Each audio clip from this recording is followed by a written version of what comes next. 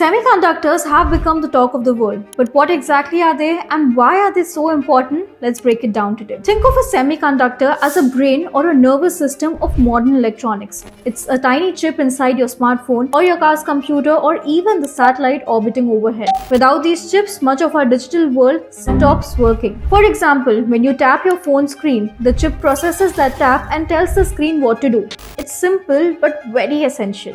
Currently, countries like US, Taiwan, South Korea and Japan are a few countries that dominate the chip production. And India, until recently, has been mostly big consumer of chips, not a major maker.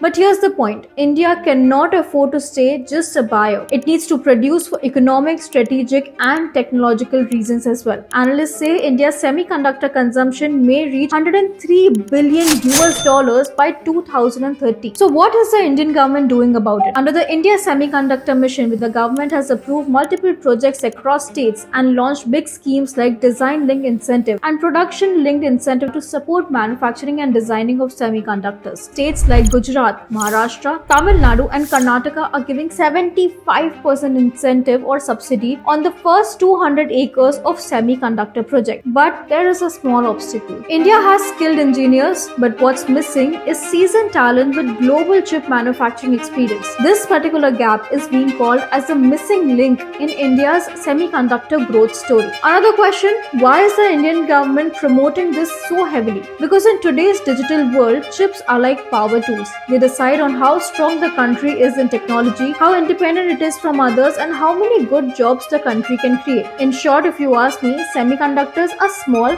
but mighty. They are at the heart of everything digital. India is racing not only to use these chips but also to manufacture them. And if it succeeds, the payoff in India could be huge. So what do you have to say about this? Let me know in the comments below. This is Drishti Sharma.